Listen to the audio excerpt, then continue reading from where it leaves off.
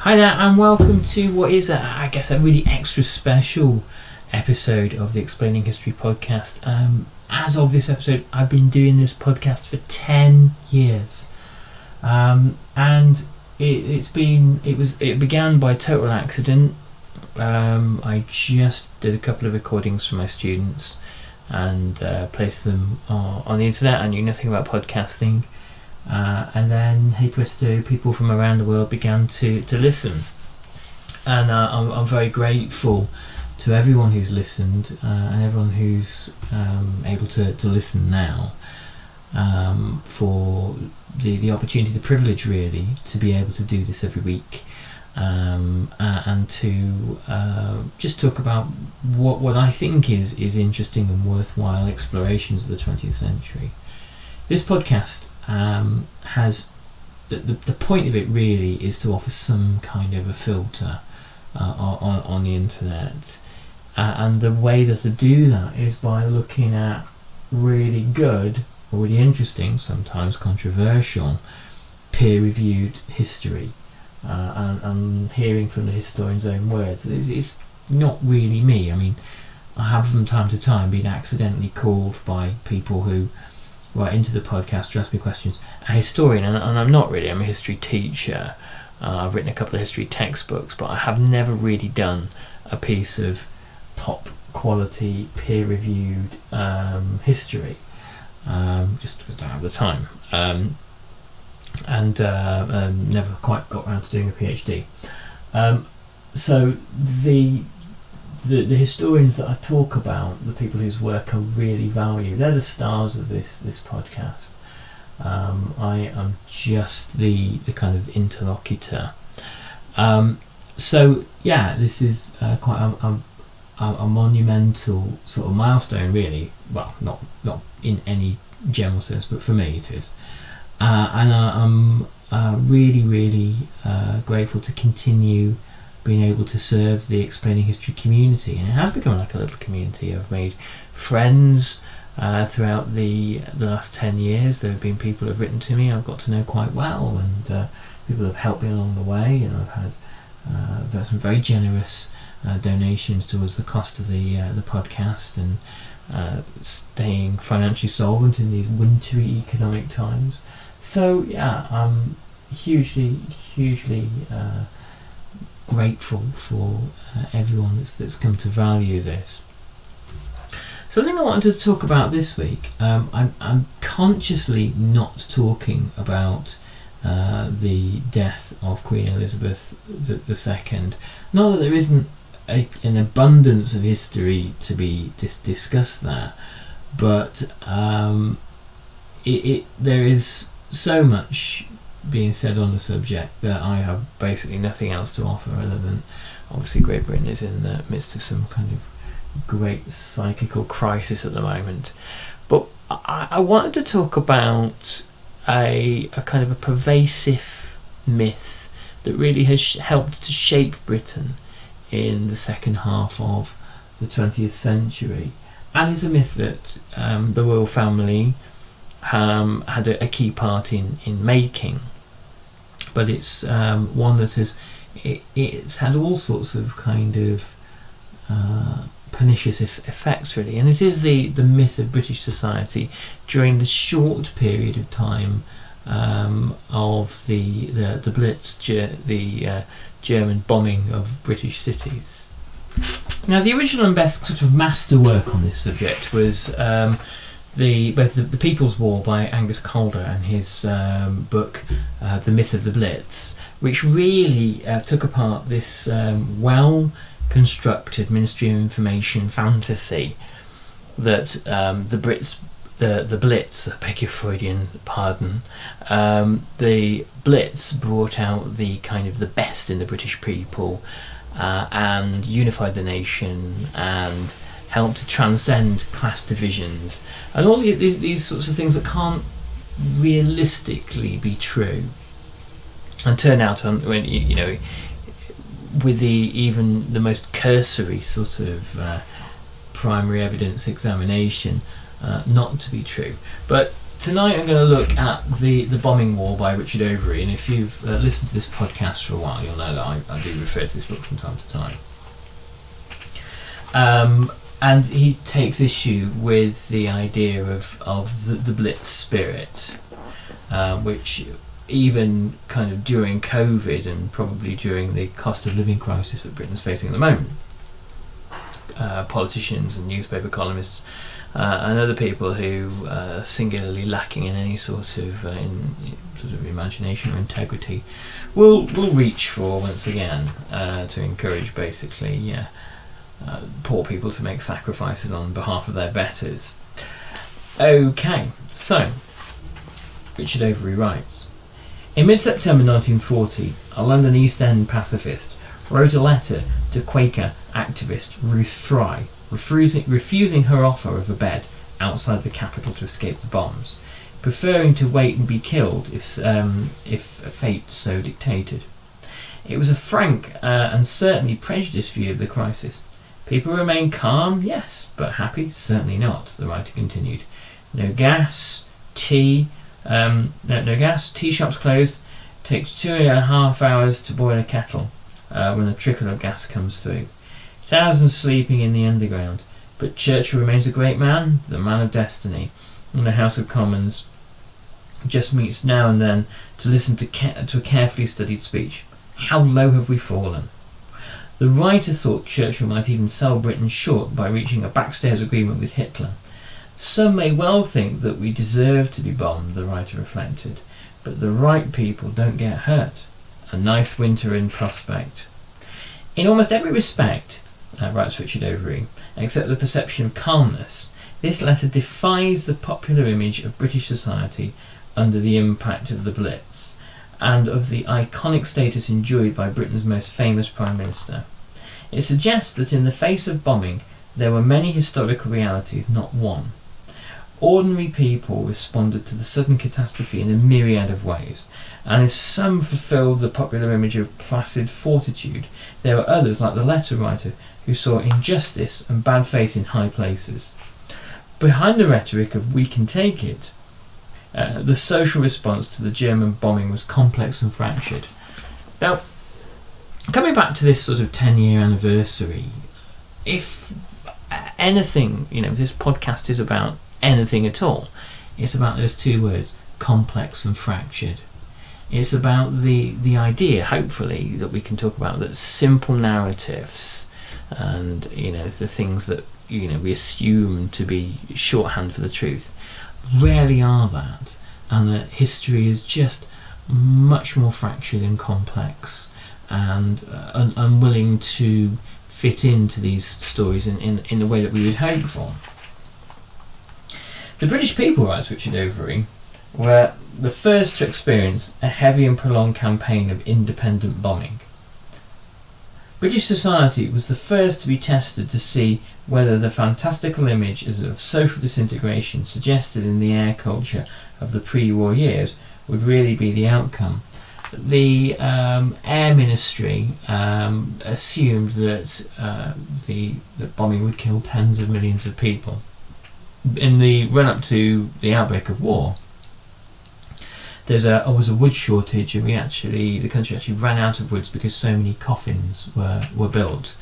And there was an assumption, again by the Air Ministry, that society would completely collapse within a short space of time. Obviously, these things didn't happen either. The worst predictions didn't occur, and yet the idea that Britain was carrying on with a kind of calmness and grace, that's a kind of a wild exaggeration too. Moreover, British civilians had for centuries been spared the horrors of invasion, occupation and civil war that had regularly punctuated the history of continental Europe. The violent death of over 43,000 people during the almost year-long German campaign was an unprecedented violation of British domestic life. The narrative of this violation differs remarkably from the narrative of the bombing itself, as it does for all bombing campaigns. Bombing raids took a matter of a few hours at most, but the act of ejecting bombs took no more than a few seconds over the target. Bomber crews were not like soldiers confined to front lines, and the battlefield strewn with corpses, the wreckage wrought by bombs and shells all too visible. Air crews returned to base and an environment of relative calm. Yet for the bombed community, the strike of the bombs was just the beginning. The material, social and psychological impact of bomb destruction persisted for weeks or months, sometimes years. Bombing was a brief, if dangerous, operation for the bomber crew, but it was a profound social fact for the victims who lived more permanently with its consequences. The British government was all too aware in the late 1930s of the extraordinary demands likely to be made on the fabric of the state and the resolution of the population if a major bombing campaign ever happened. Through preparations to cope with the air menace were launched nationwide from the mid-1930s, there remained intrinsic limitations as to what could be done.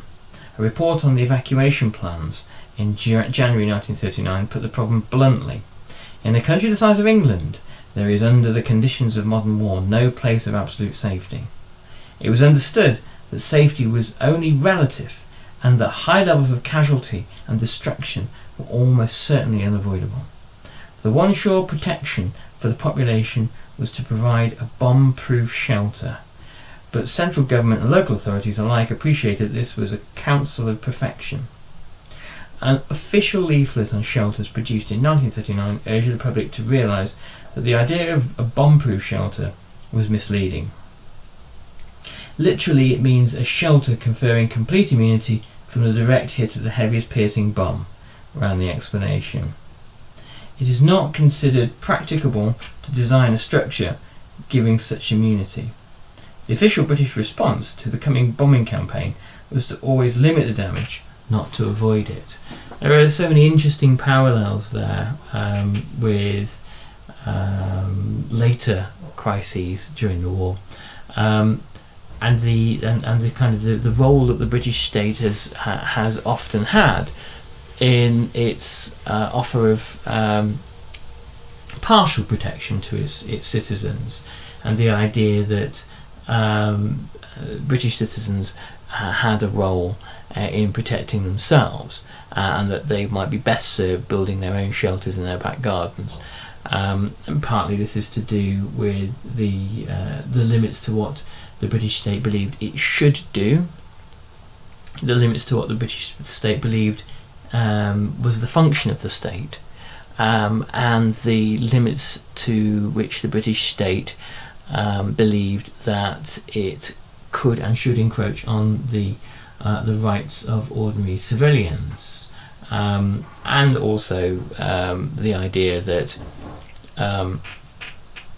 irrespective of what you do, people will at some point die, and you sort of have to become inured to that. The part of the kind of the training of Britain's elites, really, in elite public schools like Eton, is to help them to cope with the responsibilities of this sort of thing, and of allowing people, if necessary, to perish. When the mass civilian bombing campaigns against Britain began, it became apparent to Britain's politicians, Britain's ruling classes, and Britain's commentators that civilian areas being bombed were sort of front lines. They were the kind of the battlefield, and creating this idea of a civilian front line has big social and political questions and consequences. Again, Richard Overy writes, "The idea of a civilian front line raised innumerable questions about how to transform a predominantly urban population, organised by civilian authorities, into a community capable of withstanding and contesting the effects of heavy bombing. The local records make it clear that if the Blitz had begun on the 3rd of September 1939, the consequences would have been much worse than they proved to be a year later. The long interval between the outbreak of war and the onset of bombing gave both the government and local administration time to prepare their front line and to encourage the growing militarisation of a large section of the population. The slow pace of recruitment of civil defence personnel before the start of the war ended with the onset of hostilities. Between 1939 and 1940, an army of regulars and volunteers was created capable of manning the front line. For the rest of the civilian population, habits of obedience to the blackout regulations, gas mask drill, air raid alerts and evacuation imposed on everyone an exceptional pattern of wartime behaviour that persisted until the very end of the war. So by the kind of the militarisation of the population, is this creation of a front line, we're talking about air raid wardens and civil defence non-combatant individuals, people, volunteer firemen, people who were trained in the excavating of rubble and the use of sniffer dogs to help people to find people who had survived the bombing, that kind of thing. Part of this regulation, where you're talking about blackout curtains and that kind of thing, part of this regulation represented simple self-interest, but it survived even during the long periods after 1941, when the bombing was comparatively light and intermittent. The development of a civil defence mentality derived in part from the democratic nature of total war, which insisted that all civilians had a part to play and encouraged the view that wartime identity was linked to new ideas of the civil warrior. When the government considered the idea that workers should carry on working even after the air raid's alarm had sounded, the risk was justified by the argument that all those engaged in vital war work are frontline troops. In 1945, Herbert Morrison, British Home Secretary, throughout most of the Blitz, summed up the civil defence forces he had organised as a citizen army filled with rank-and-file warriors, men and women alike. I suspect that the political changes that happened after the Second World War are in part the result of, in part of the kind of the anger at the national governments, the Tory-led national governments, against the privations of the Great Depression. But it's also about the effect of the kind of the radicalising political effect of mass mobilisation during the war. The idea that everyone can become involved in the protection of a society, and that there can be mass participation after the war in the development of an entirely different kind of society, or a significantly different one, either one that sees the development of a welfare state. In reality, of course, writes Richard Avery, civilians were not soldiers. The civil defence network had to be built up from the late 1930s using civilians who were neither armed nor uniformed nor used to the demands of regular quasi-military discipline. Following the Air Raid Precautions Act in late 1937, local authorities were obliged to establish a local civil defence scheme to be approved by the Home Office Air Raid Precautions Department, set up in 1935 under Sir John Hodsall.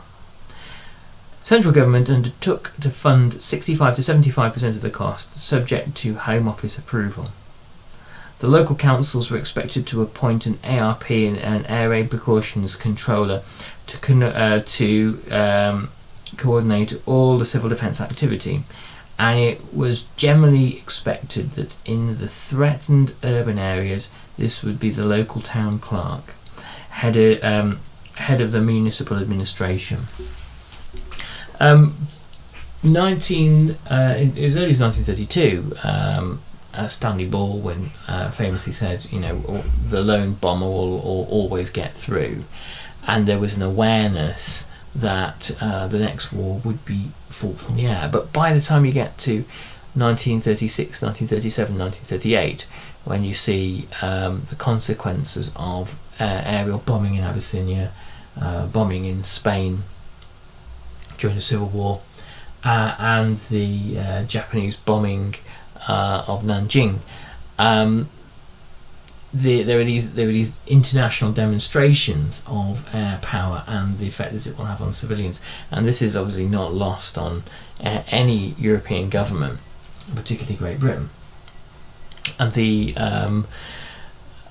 threat from the air is what brings about this transformation in air raid protection, particularly as the question of what Germany will do and the extent to which appeasement can work.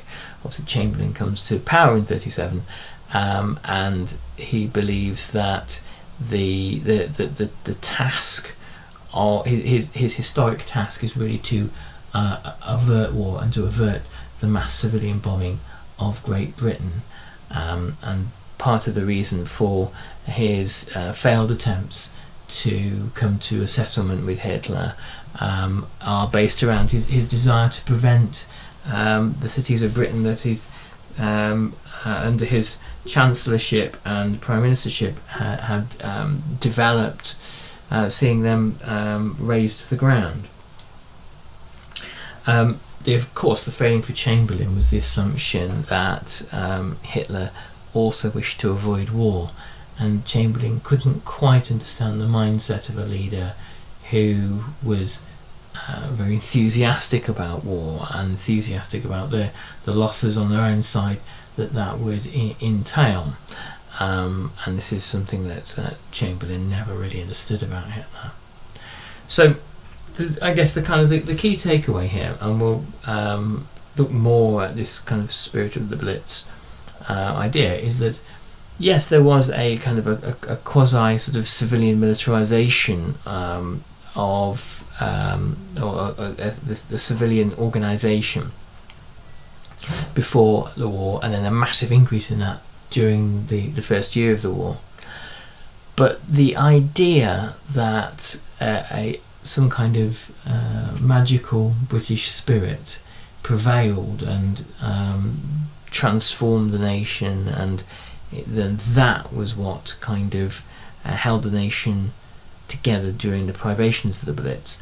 There's very little evidence for that, and there is plenty of evidence for the fact that actually